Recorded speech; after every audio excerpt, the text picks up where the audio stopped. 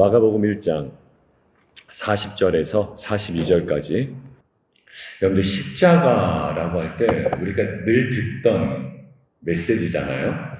거기서 오는 이미지가 있습니다. 어떤 이미지냐면 십자가는 내가 누군가에게 져야 하고 또 희생해야 하고 또 물러서야 하는 그 이미지가 굉장히 강하죠. 그래서 십자가를 저희가 설명하고 또 설교할 때 그러한 삶을 강조하기 마련입니다. 우리가 십자가의 삶을 살아갑시다 라고 할 때 누군가에게 이기려고 하지 말고 좀 먼저 지고 먼저 희생하고 또 먼저 물러서고 이러한 삶을 아무래도 강조하게 되죠. 이것이 때로는 누군가에게는 강요로 느껴지기도 합니다. 그래서 이것을 얼핏 이 십자가에 관한 이야기를 잘못 들으면 굉장히 강도 높은 윤리적 요청으로 들릴 여지가 충분히 있다는 것 저희가 인정할 수밖에 없습니다. 그래서 오늘은 저희가 제자되고 제자 삼는 교회 비전을 이뤄나갈 때 우리가 신년 포문을 여는 그 그리스도 중심의 제자도로서의 십자가 중심의 제자도를 이야기할 때 우리가 가장 원론적인 부분부터 좀 하나하나 다져가 나가는 것이 좋겠다라는 생각이 들었습니다. 그래서 첫 번째 주제는요. 우리가 져야 되고 우리가 감당해야 되는 십자가 말고요. 가장 본질로 돌아가자라는 거예요. 한번 읽어볼까요? 제목이요. 1번 시작. 예수 그리스도의 십자가입니다. 이것을 논하지 않고서 우리가 져야 됩니다. 물러서야 됩니다.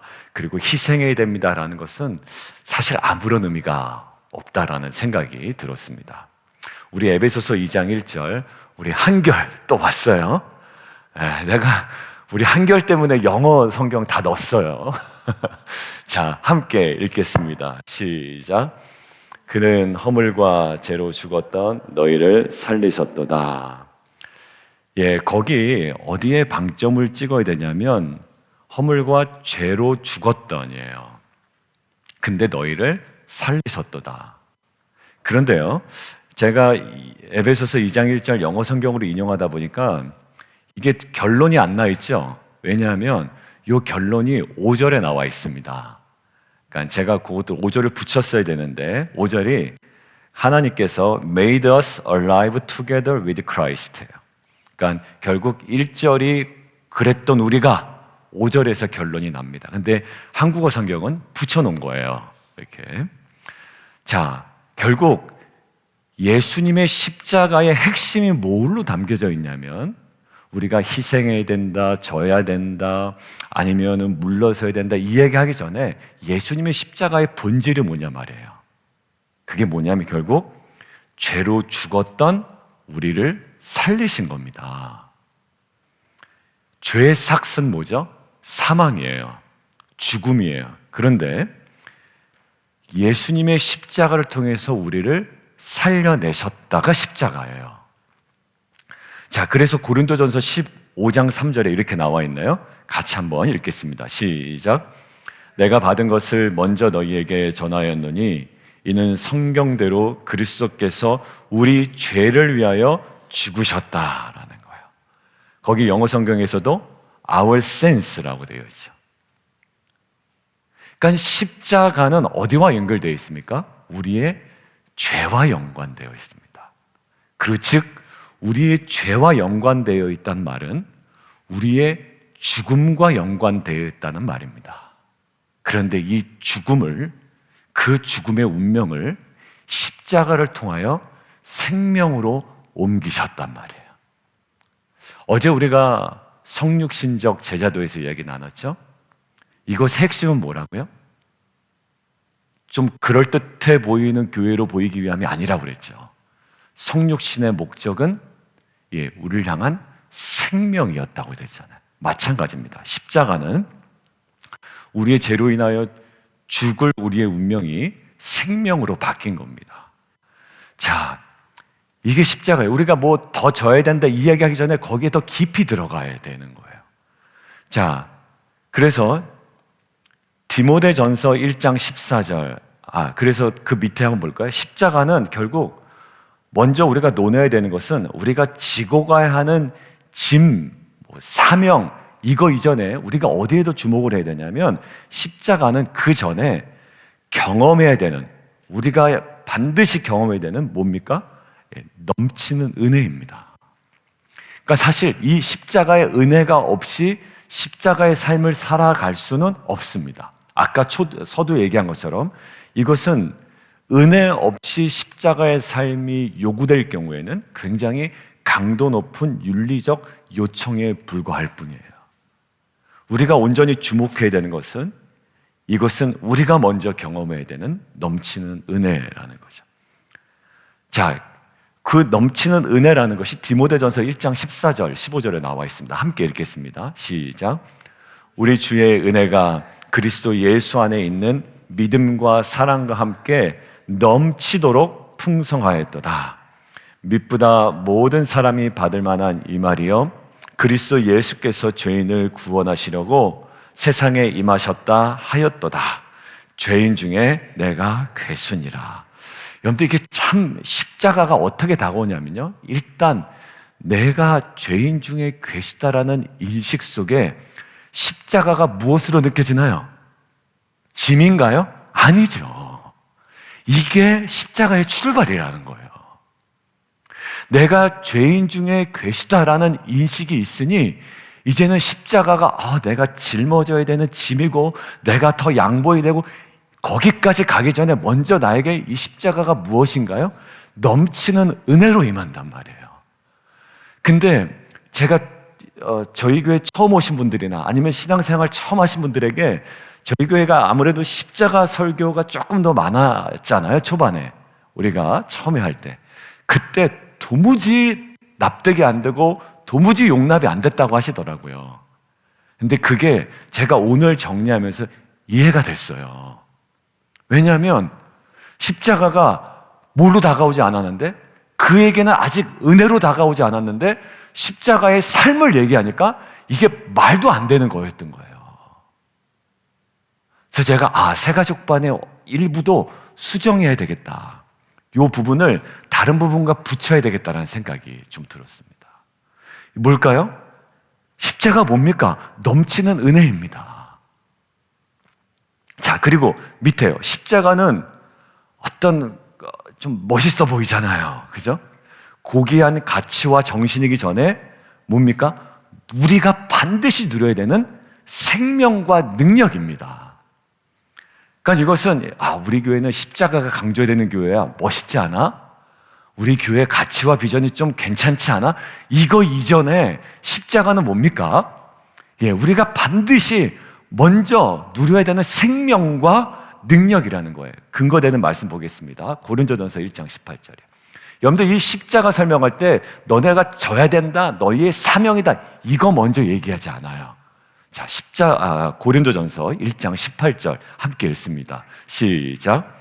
십자가의 도가 멸망하는 자들에게는 미련한 것이요 구원을 받는 우리에게는 하나님의 능력이다라는 거예요. 근데 우리는 십자가를 계속 십자가의 삶, 십자가의 삶을 아무래도 강조하다 보니 이게 은혜와 생명과 능력으로 다가오기 전에 하나의 숙제와 무거운 짐처럼 느껴졌단 말이에요. 아닙니다. 우리가 죄인 중에 괴수인 줄 알았다면 이 십자가는 우리에게 뭐가 됩니까? 넘치는 은혜가 될 것이고 우리에게 구원을 주는 생명이 될 것이고 우리에게 그러한 능력이 되는 줄 믿습니다. 여러분들, 이것이 십자가 중심의 제자도에 가장 열어야 되는 첫 번째 관문이었던 거예요. 자, 그 다음 함께 보겠습니다. 그러면 십자가를 향한 관문을 거기서 열고 끝나는 게 아니라 관문을 하나하나씩 열어보기를 원하는데요, 이거를 계속 좀 묵상하다가 베드로를 통해서 한번 밟아가면 어떨까라는 마음이 들었습니다. 그래서 그 베드로의 생애를 중심으로 결국 십자가를 통과하는 관문들이 몇 가지가 있지 않을까라고 정리를 해봤습니다. 자, 첫 번째 뭐냐면 죄의 문이에요. 죄의 문입니다. 자, 왜 똥단지처럼 죄의 문이냐? 앞에 여러분들 거기다 동그라미를 쳐줄까요? 앞에 우리가 묵상했던 에베소서 2장 1절에 죄로, 거기 동그라미, 저는 좀 빨간색으로 동그라미를 해놨는데요. 죄로 동그라미, 그 다음에 고린도전서 15장 3절에 있는 우리 죄를 위하여 할 때 죄에다 동그라미, 빨간색으로 저는 좀 해놨습니다. 그리고 디모데전서 1장 14절 15절에는 죄인 중에 내가 괴순이라, 죄인 거기다 좀 동그라미 해놓으시고요. 그 관점으로 이제 다시 돌아와서요. 여러분들, 죄의 문, 자, 누가복음 5장 8절 읽기 전에 배경 설명 좀 할까요? 베드로가 밤새도록 그물을 던졌는데 물고기를 한 마리도 못 잡았어요. 그래서 이제 그물 정리하는 거예요. 그런데 그날따라 예수님께서 거기 오신 겁니다. 근데 거기서 예수님이 갑자기 뭐라고 하냐면 깊은 곳에 가서 그물을 던지라고 해요. 그래서 베드로가 좀 탐탁치가 않았습니다. 근데 그렇지만 베드로가 뭐라고 얘기냐면 제가 밤새도록 수고하였지만 잡은 것이 없습니다. 그러나 말씀에 의지하여 내가 그물을 내리겠습니다 라고 이야기합니다. 근데 어떻게 됐죠? 배 두 척에 그물이 끊어질 정도로 많은 고기가 잡힙니다. 그러나서 누가복음 5장 8절 보실까요? 시몬 베드로가 이를 보고 끊어읽기, 낯설게 읽기, 이를 보고 뭐라고 생각할 거야? 대박났다라고 생각할 거 아니에요. 야, 대박났다. 지난밤에 한 마리도 못 잡았는데 그 물고기가 많이 잡힌 것을 보고 대박났다라고 하죠. 근데 그렇게 하지 아니하고요. 이를 보고 예수의 무릎 아래 엎드려 이르되 주여 나를 떠나소서 나는 죄인으로소이다라고 이야기합니다. 저는 이 부분이 베드로가 제자로 부름받는 가장 중요한 장면 중에 하나였다고 저는 생각됩니다. 그 하나님이신 예수님을 바라보고 전혀 죄를 인식할 수 없는 상황이잖아요. 근데 그 예수님의 그 전능하심 앞에, 행하신 일 앞에 베드로가 인식한 게 뭡니까? 자신의 죄를 깨닫습니다. 저는 십자가로 가는 이 관문 중에 이 부분이 매우 중요하다고 생각돼요. 아까 이야기했죠, 디모데전서. 내가 죄인 중에 괴수라는 깨달음과 인식이 정확하게 있다면 십자가는 뭐가 됩니까? 어떤 사명이 되기 전에 나에게 넘치는 은혜가 됩니다. 여러분들, 이 죄의 문을 정확하게 통과하는 것이 중요해요. 그러니까 십자가의 삶을 살아라 이야기하면 정말 잔소리밖에 안 되겠더라고요. 그거보다 먼저 어디의 문을 통과하도록, 그 사람이 자신의 죄의 문을 통과하도록 도우는 것이 이 사람이 십자가 중심의 제자로 살아가는데 가장 중요한 관문이 된다라는 거예요. 자, 그래서 밑에 함께 읽어볼까요? 성경은, 시작. 성경은 자신의 죄와 관련하여 자신의 죄 문제를 해결하는 사건으로 십자가와 부활을 믿어야 함을 분명히 하고 있습니다. 예, 여기까지요.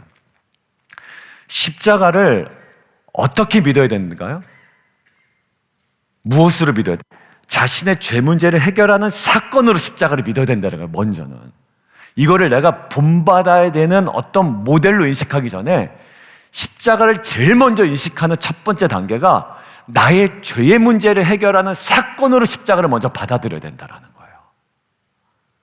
그러니까 누군가에게 십자가를 강요하는 것으로 십자가를 인식하지 말고 나의 죄 문제를 해결하는 하나님의 은혜로 먼저 인식해야 된다는 거죠. 그래서 십자가의 온전함을 누리려면 어떻게 된다고? 밑에요? 죄의 문을 통과하여 우리가 들어와야 한다라는 거예요. 거기 밑에 기록된 것처럼. 죄의 문을 통과해야지만, 즉 내가 죄인임을 인식해야지만 십자가를 풍성히 느낄 수 있다라는 거예요. 그래서 어떤 그 목회자는요, 이 죄의 문을 통과하지 않은 교회 안에 있는 성도들을 월담한 교인이라고 이야기를 하더라고요. 우리가 월담 아시죠? 예전에 고등학교 때 교문 한번 들어오면 밖에 못 내보냈습니다. 안 내보냈습니다. 학교들이. 왜? 학교 끝날 때까지는 밖에 못 나가게. 그러니까 아이들이요, 밖에 뭐 먹을 거를 사러 갈 때 어디가 월담하죠. 마치 그런 것 같다는 거예요. 여러분들 결국 밑에 한번 보겠습니다. 십자가 중심의 제자도의 출발은 어디서 출발이냐면 어떤 행위 이전에 자신의 죄 문제를 부둥켜 안고 고심고심하다가 십자가를 직면하고 회개하여 돌이키는 것으로 죄의 옛사람의 문제가 십자가로 해결되는 거라는 거예요. 십자가 중심의 제자도는 십자가에 달리신 예수님처럼 어떻게 살아가는 것이 먼저가 아니라 자신의 죄 문제로 부둥켜 안고 고민하다가 십자가를 만남과 동시에 그것에 넘친 은혜를 발견하고 회개하고 돌이키는 것으로 옛사람의 문제가 십자가로 해결되는 것이 출발이라는 거예요. 소유의 증가도 아닙니다. 그리고 삶의 개선도 아니에요. 죄의 문제가 십자가로 해결되는 것, 거기가 십자가 중심의 제자도의 첫 출발점이라는 거예요. 왜 그럴까요? 밑에 보겠습니다. 마태복음 4장 17절에 예수님도 이 땅 가운데 오셔서 복음 전할 때 내가 왔다 너희들을 부하게, 너희들을 걱정 없게, 너희들을 참 만족하게 해주러 왔다가 아니라 메시지 함께 읽겠습니다. 시작. 이때부터 예수께서 비로소 전파하여 이르시되 회개하라 천국이 가까이 왔느니라. 여러분들 십자가 중심의 제자도로 들어가기에 가장 첫 번째 관문이 뭐라고요? 예, 죄의 문입니다. 두 번째요, 회피의 문입니다. 마가복음 16장 68절 전반부 기록해 놓은 거 함께 읽겠습니다. 시작. 베드로가 부인하여 이르되 나는 내가 말하는 것이 무엇인지 알지도 못하고 깨닫지도 못하겠노라. 여러분들 이 장면이 무슨 장면일까요? 베드로가 십자가 앞에서 보인 반응이에요. 여러분들 자신의 죄뿐만 아니라 인류의 죄를 구원하기 위한 은혜잖아요. 근데 이 십자가가 어떻게 돼요? 회피의 대상이 됩니다. 완전 부인해버리죠. 배반해버립니다. 아니라고 했던 베드로가. 월요일날 우리가 나눈 거 있죠? 제자도의 핵심과 예수 그리스도의 누구시냐라는 기독론의 공통된 주제가 있다고 그랬죠. 뭐요? 예수 그리스도의 순환이라고.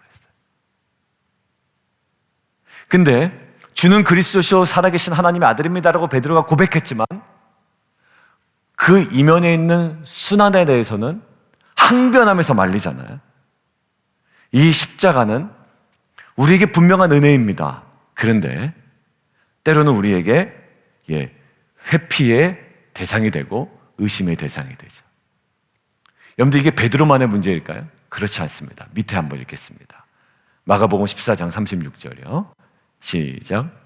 이르시되 아빠 아버지여 아버지께는 모든 것이 가능하오니 이 잔을 내게서 옮기시옵소서.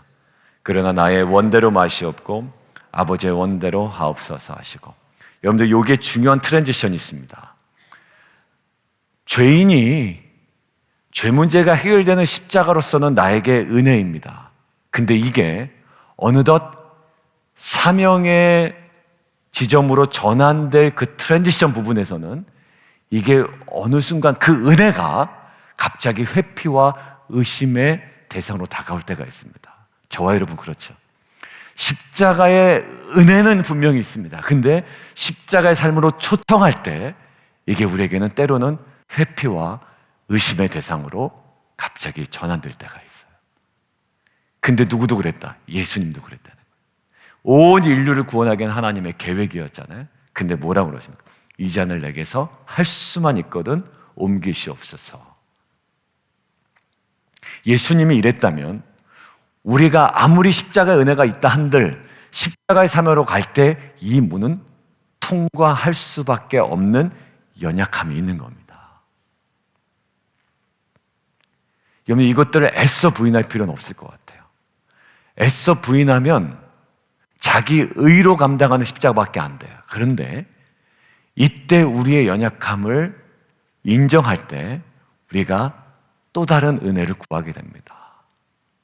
이것들을 걸어갈 수 있는 예수님조차도 이 잔을 내게서 옮기셔서 그러나 나의 원대로 마옵시고 아버지의 원대로 하옵소서. 여러분들 저는 이 회피의 문을 그냥 저희가 취급하지 않지 않았으면 좋겠어요.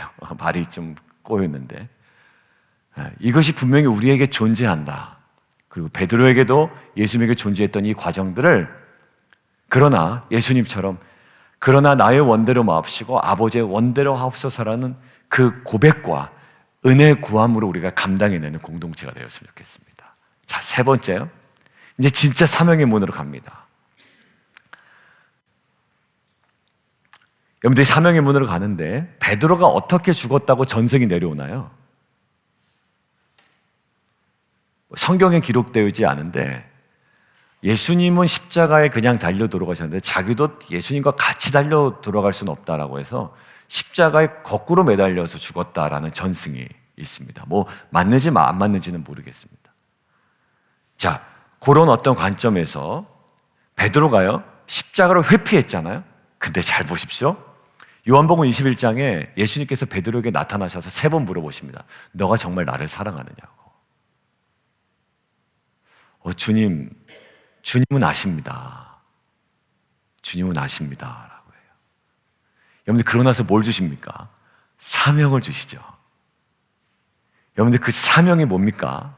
멋진 사역자가 돼 사람들에게 존경을 받고 청빙받고 요즘대로 하면 막 사례도 많이 받고 이런 겁니까? 아니에요. 베드로의 사명은 이런 거였어요. 요한복음 21장 18절 19절입니다. 자, 시작.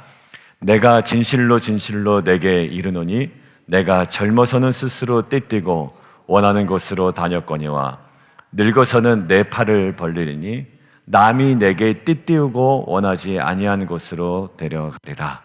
이 말씀을 하심은 베드로가 어떠한 죽음으로 하나님께 영광을 돌릴 것을 가리키심이더라. 이 말씀을 하시고 베드로에게 이르시되 나를 따르라. 네. 여러분들 이거 뭡니까? 나를 따르라. 부르심이고 이 부르심은 콜링이고요. 사명입니다. 근데 사명의 내용이 뭡니까? 결국 십자가입니다. 그리고 베드로가 무엇으로? 화려함으로 하나님께 영광 돌릴 것을 가리킨 것이 아니라 베드로가 무엇으로 하나님께 영광 돌린다고요? 죽음으로. 여러분들 근데 이때 베드로의 모습이 어떻습니까? 그 이후의 베드로의 모습은 갑니다. 이제 가요. 이제 부활과 이제 성령의 공동 그 제자도가 나올 거예요. 그때 다시 한번 언급이 되겠습니다만 베드로가 갑니다. 그를 가요. 십자가에 회피했던 베드로가 십자가를 감당해냅니다. 여러분들 결국 십자가에 대해서 회피하고 의심하고 또 배반하고 어떻게 보면 배반했던 거부했던 이 베드로가 부인했던 베드로가 십자가에 대한 어떤 해석을 하는지 보십시오. 베드로 전서죠. 누가 쓴 겁니까? 베드로가 쓴 겁니다. 베드로가 이제 십자가에 대해서 어떤 관점으로 변해 있는지. 자, 베드로전서 2장 21절 함께 읽겠습니다. 자, 너희를 위하여 고난을 받으셨다라는 건 십자가죠. 근데 이게 뭐다? 너희에게 본이 된다라는 거예요. 여러분들 베드로가 회피했던 베드로가 부인했던 베드로가 이제 십자가를 어떻게 해요? 나와 너희들의 부르심이라는 거예요. 제가 써놨죠. 십자가 중심의 제자도에 대한 베드로의 해석 이거 뭡니까? 완전한 사명으로 들어갔어요. 오늘 이 십자가에 대한 서정이 있었습니다. 순서가 있었죠. 뭐였습니까? 그 어떤 것도 먼저 짊어져야 될 짐이 아니었습니다. 넘치는 은혜입니다. 우리가 경험해야 되는. 그리고 고귀한 가치와 정신이기 전에 누려야 되는 생명과 능력입니다. 여러분들 이것들을 통과하고 죄의 문을 통과하고 나는 죄인으로서이다라는 것을 통과하고 회피의 지점을 통과하고 나중에 베드로가 어디에? 이제는 이것이 십자가 완전한 사명임을 이제 인정하고 이제는 교회들에게 전하고 있습니다. 이를 위하여 너희가 부르심을 받았다. 근데 앞에 서정이 없이 순서가 없이 십자가의 삶을 설교했더니 때로는 강요했더니 그리고 요청했더니 이게 아무런 은혜가 안 되는 겁니다. 여러분들 볼까요? 십자가는 주님께서 이 세상으로 오신 우리를 구원하신 방식이었고, 이제는 어느덧 우리가 세상으로 나가야 하는 섬김의 사역의 방식이 되었어요. 여러분들, 그럼 사명으로서의 십자가의 실제는 무엇인가요? 함께 좀 읽겠습니다. 마가복음 8장 31절 시작.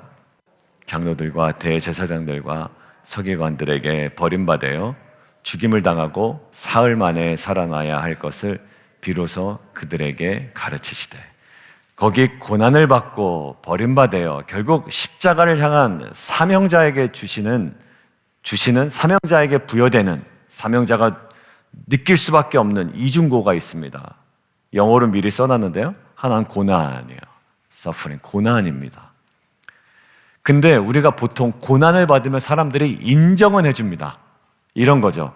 누군가를 위해서 희생을 하면, 그 일본의 어떤 그 한인 청년이 그 지하철 플랫폼에 떨어져 있는 사람을 구하다가, 그 이수연이라는 청년인가요? 그 일본 사람을 위해서 살리다가 그 청년이 죽었습니다, 거기서.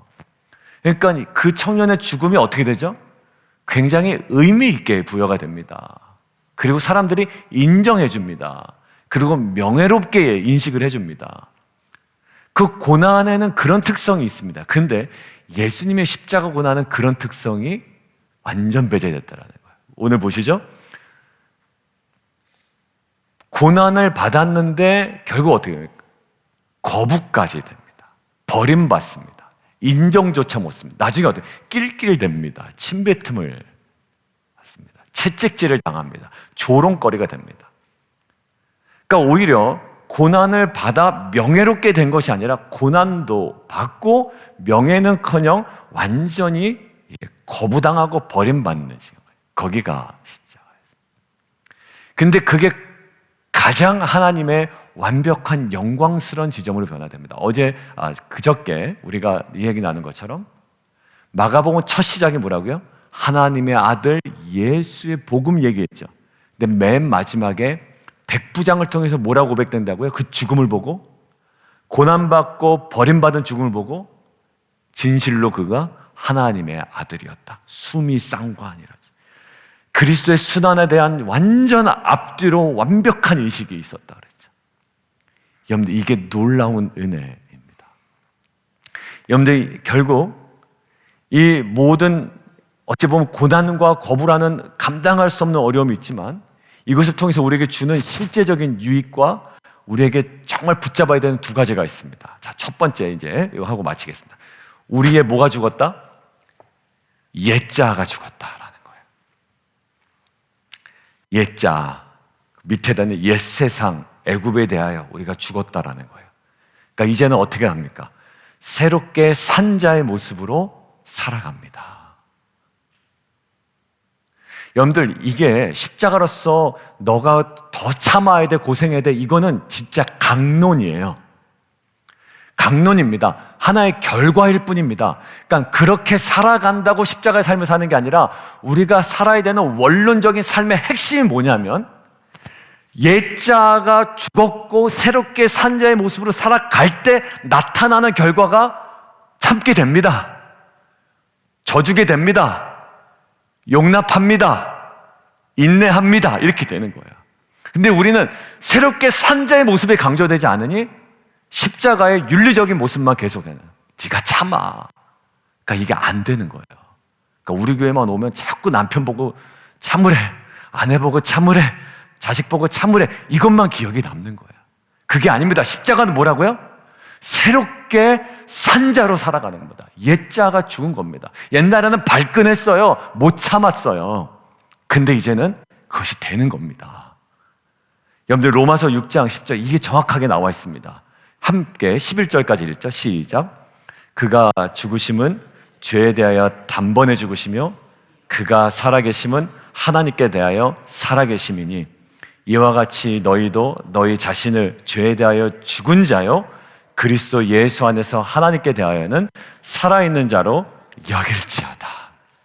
예. 여기서 뭐라고요? 너희 자신이 어떤 자인지 정확하게 알면 된다는 거야. 죄에 대하여 어떤 자다? 죄에 대하여 죽은 자다. 근데 하나님께 대하여서는 살아있는 자다. 그것들을 인식하고 십자가의 그것이 나에게 은혜가 되어 새롭게 살아있는 자로 살아간다면 우리가 흔히 떠올리는 용서, 인내, 자기 부인, 자기 희생, 이 모든 것들은 윤리적인 접근이 아니라 이제 새롭게 산 자의 모습으로 살아가는 하나의 주어진 영광스러운 결과일 겁니다. 그러니까 여러분들 십자가 얘기할 때 네가 참아야 되는 게 십자가야가 아니에요. 죄에 대하여 너는 죽었고 새롭게 산 자의 모습으로 살아가라는 것, 이 대명제가 우리 가운데 살아있어야 됩니다. 여러분들 제가 정리해놨어요. 새 생명 없는 십자가는, 그리고 이 은혜 없는 십자가는 뭐다? 윤리에 불과하다라는 거예요. 그렇겠죠? 우리 교회 맨날 십자가래. 아니요. 십자가는 정말 은혜입니다. 그리고 이것은 우리에게 죄에 대하여는 완전히 죽은 자고 하나님께 대해서 완전히 산 자처럼 여기고 살아가기 때문에 이 십자가의 삶은 뭡니까? 그 모든 것들이 가능하게 하는 우리에게 능력이 됩니다. 잘못 가르친 것 같아요, 제가. 왜냐하면 물론 이것들을 십자가에 대한 사랑을 이야기 안 한 것은 아니죠. 그러나 이 십자가의 삶의 가장 근원적인 출발, 우리가 처음에 얘기했던 그 부분이 해결이 안 된 자에게 십자가의 삶을 얘기한다는 것은 사실 맞지 않는 겁니다. 여러분들, 두 번째요, 우리가 이것을 통해서 또 원론적으로 하나 붙잡아야 되는 거, 세상에 대한 뭐예요? 매력이 죽어야 됩니다. 결국 이기적 야망을 버릴 수 있습니다. 왜요? 하늘의 소망으로 살아가기 때문이에요. 요한일서 2장 16절 17절 함께 읽겠습니다. 시작. 세상에 있는 것이 육신의 정욕과 안목의 정욕과 이생의 자랑이니 다 아버지께로부터 온 것이 아니요 세상으로부터 온 것이라. 이 세상도 그 정욕도 지나가되 오직 하나님의 뜻을 행하는 자는 영원히 거하느니라. 이 세상 정욕도 다 지나가는 거야. 그죠? 우리 죽음을 앞둔 분들, 그리고 오랫동안 신앙생활 하시다가 이제 모든 것들이 이제 정리를 앞두신 분들, 이때 다 함께하는 고백이잖아요. 예전엔 그 정욕과 이기적 야망에 완전히 붙들려 있었다면 전도서의 고백처럼 헛되고 헛되니 모든 것이 헛되도다라는 고백은 허무주의가 아니라 본질을 꿰뚫은 신자의 고백인 줄 믿습니다. 절대 허무주의가 아니에요. 정말 인생의 본질을 꿰뚫고 나간 성도의 온전한 신앙 고백이에요.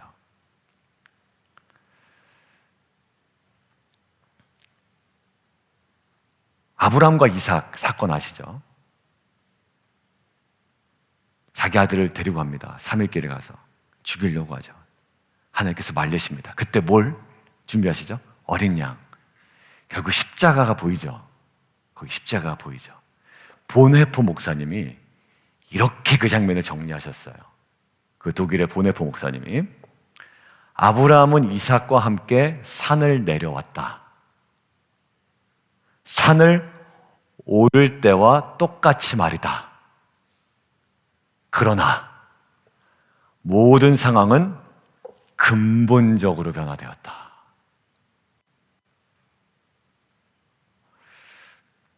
뭘 얘기하고 싶은 걸까요? 현상은 변하지 않아요. 그냥 올라갔다가 내려온 거예요. 현상은 변하지 않았어요. 근데 아브라함 안에, 이삭 안에 옛것은 지나갔다라는 거예요. 예전 방식으로 이제 안 삽니다. 못 삽니다. 뭘 경험했죠? 십자가를 경험했습니다. 어린 양을 경험했습니다. 이제는 이삭의 삶이 새 생명입니다. 여러분들, 새 생명, 새롭게 죄에 대해서는 죽은 자여 하나님께 대한 산자로 살아가는 그 생명력이 진짜야 십자가의 삶을 가능하게 합니다. 그게 없었기 때문에 십자가가 너무 힘들었던 거예요. 너무 부담됐던 거예요. 너무 거추장스러웠던 거예요. 결국 그리스도를 통하여 십자가를 통하여 옛것은 지나갔습니다. 그래서 우리는 죄에 대해서는 죽은 자여 하나님께서는 산자로 여기기 때문에 밑에 죄에 대하여는 다음 장이요 피 흘리기까지 어떻게 한다? 싸운다라는 거예요. 이게 싸워야지 구원받는 게 아니라요. 왜? 우리는 하나님께 대하여 산자이기 때문에 싸웁니다. 오늘도 싸웁니다. 왜? 그 새롭게 살아난 자이기 때문에. 여러분들 좀 살 맛이 나지 않으세요? 저는 어떻게 보면 제가 제일 은혜 받는 사람 위치에 있다라는 생각이 들어요. 왜 그러냐면 이제 막 이게 막 올 때가 있거든. 준비하다가 그 제자도가 정말 그 생명을 가지고 살아가는 거구나라는 느꼈어요. 뭐 없는데 막 제자인 것처럼 살아간다. 얼마나 피곤해요, 그죠? 없는데 제자인 것처럼 살아가는 게 얼마나 피곤해. 근데 이거 우리는 살아있는 자처럼 인식하고 살아가다 보니 십자가 중심의 제자가 우리 안에 충분히 가능해질 수 있는 겁니다. 자기 부인 밑에 써놨죠. 이것은요, 그냥 내 막 욕구를 꺾고 막 이게 물론 맞아요. 맞지만 결국 어디까지 갑니까? 하나님의 뜻을 행하려는 결단이에요. 왜? 하나님께 대하여 산자로 여기기 때문에 내 뜻은 없습니다. 대신에 하나님의 뜻으로 채워집니다. 하나님의 뜻을 행하려는 결단, 우리에게 주어진 자유 안에서 더 굳게 서는 결단. 이 생명력과 은혜가 없으니 진짜 십자가는 잘못 전했을 수도 있겠다는 생각이 제가 자꾸 들더라고요, 준비하면서. 내용 자체 틀린 게 아니라 이 서정이 있고 여정이 있는데. 자, 그래서 고린도후서 5장 17절이 저는 진짜 많이 들었거든요. 근데 요 십자가 중심의 제자도의 정말로 핵심이라고 생각이 듭니다. 같이 한번 읽겠습니다. 시작. 그런즉 누구든지 그리스도 안에 있으면 새로운 피조물이라. 이전 것은 지나갔으니 보라 새 것이 되었도다. 아멘입니다. 정말요. 그리스도 안에 있다는 건 뭘까요? 십자가 안에 있다라는 거예요. 그의 죽음 안에 있다라는 거죠. 그냥 어떤 위치가 아닙니다. 그의 죽음 안에 있다라는 거죠. 그러면 새로운 피조물이다. 새 것이 되었도다. 새 것이 되었기 때문에 그 십자가의 삶이 가능합니다. 우리가 오늘 계속 반복했던 것처럼. New has come. The new has come. 이것은 어떤 관념도 아니고 실제일 거예요. 우리 안에 정말 새 것이 되었다라는 이 확신이요. 맨 마지막입니다. 하고 마치고 기도할까요? 십자가 중심의 제자의 삶은 뭘까요? 오늘 결론입니다. 하지 말고 욕망을 끊어야 되고 그것은 하나의 결론일 뿐입니다. 강론일 뿐이고요. 십자가 중심의 제자의 삶은 새로운 피조물로서의 영광스러운 삶입니다. 그 생명을 가진 자로서 새로운 피조물로서의 영광스러운 삶입니다. 그러한 삶으로 2024년 저와 여러분을 하나님께서 부르셨습니다. 아니요, 평생 그 삶을 부르셨습니다. 그 부르심에 우리가 정말 죄에 대하여는 죽은 자요, 하나님께 대하여는 산 자로 분명히 인식하며 정말 생명력 있게 넉넉히 감당하는 저와 여러분 되기를 주님의 이름으로 축원합니다. 함께 기도하겠습니다. 오늘 기도할 때 이렇게 기도 제목 가지고 기도하죠. 십자가로 인해 죄에 대하여 죽고 하나님에 대하여 산 자로 살아가게 하시고 이제 그 주어진 생명으로 인해 십자가의 사명을 넉넉히 감당하게 하여 주옵소서. 하나님, 우리 안에 그 무엇보다도 그 생명과 구원의 기쁨이 충만케 하여 주시옵소서. 그리고 믿지 않는 자들, 우리가 전해야 되는 자들에게는 하나님 정말 그 자신의 죄와 죄인 중에 계시라는 인식이 있게 하여 주셔서 그들에게도 십자가가 하나님 넘치는 은혜 되게 도와 주시옵소서. 하나님 구원의 생명과 하나님 능력이 되게 도와 주시옵소서. 우리 주님 이름 한 번 부르고 함께 기도합니다.